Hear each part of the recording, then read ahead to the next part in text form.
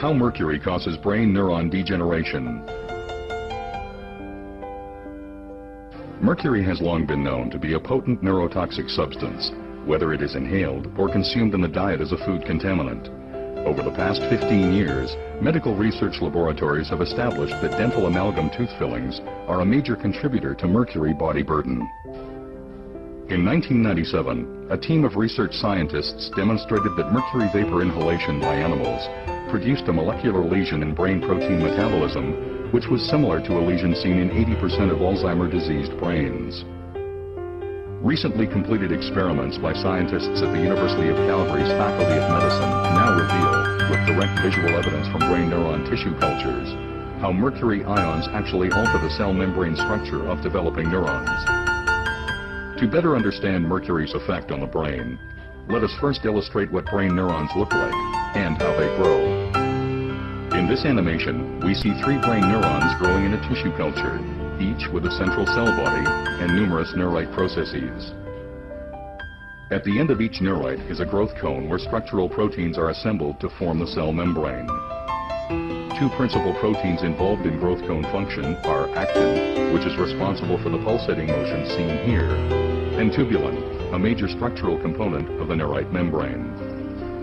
During normal cell growth, tubulin molecules link together end to end to form microtubules, which surround neurofibrils, another structural protein component of the neuronal axon.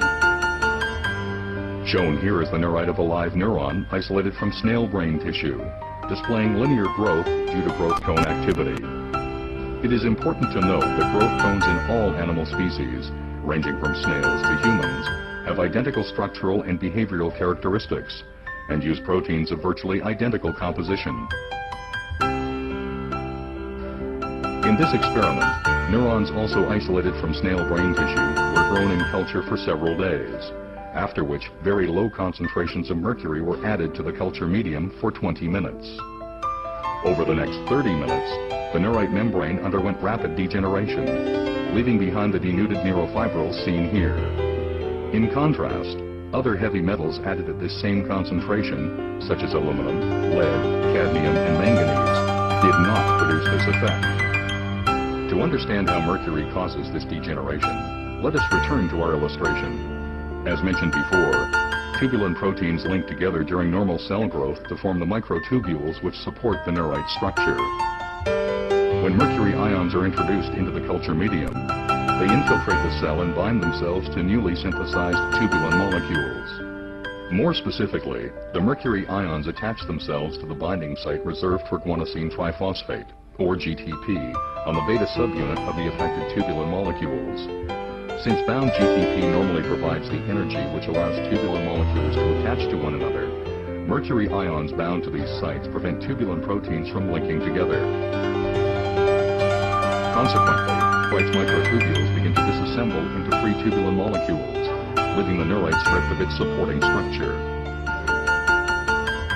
Ultimately, both the developing neurite and its growth cone collapse, and some denuded neurofibrils form aggregates or tangles, as depicted here. Shown here is a neurite growth cone stained specifically for tubulin and actin, before and after mercury exposure. Note that the mercury has caused disintegration of tubulin microtubule structure.